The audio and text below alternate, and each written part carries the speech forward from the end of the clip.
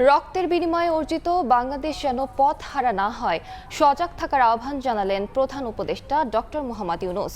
বললেন, স্বৈরাচারী সরকারের লোক শুধু সরকারে না, গ্রামে গঞ্জেও আছে। তাদেরকে মারধর করে নয়, বরং শুধরাতে হবে। দ্রুত বিচারের নামে সরকার কোনো অবিচার করবে না। সকালে শহীদ পরিবারের সঙ্গে সাক্ষাৎ করে এসব কথা বলেন তারা। পথে উঠিয়ে দিয়েছেন, কিন্তু পথের থেকে পড়েও যেতে পারে।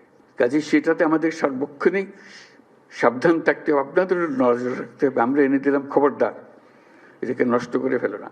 তোমরা বলার সময় বলেছো যে আমাদের এখানে স্বৈরাচারী সরকারের লোক বসে আছে, আমাকে এই করছে। তারা চলে যায় নাই।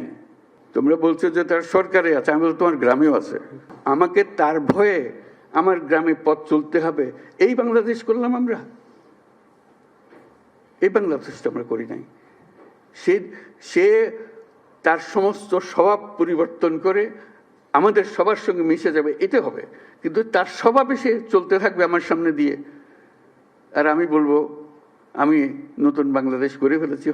হলো না, সে আমারে পিটবে, আমি পিটবো। এটা এই পিটাপিটির শেষ কোনোদিন হবে না। তাদেরকে বোঝাতে হবে তোমাদের রাস্তা ভুল, যা করেছো মাপ চাও। তোমরা বিচারের কথা বলেছো অনেক সময়, বিচার তো হবে, বিচারের কাজ সরকারের দায়িত্ব বিচার করা।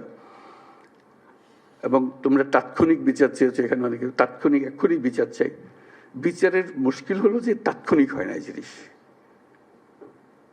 কারণ তাৎক্ষণিক হতে হলে অবিচার হয়ে যায়। বিচারের মূল জিনিসটা হলো এটা সুবিচার হতে হবে।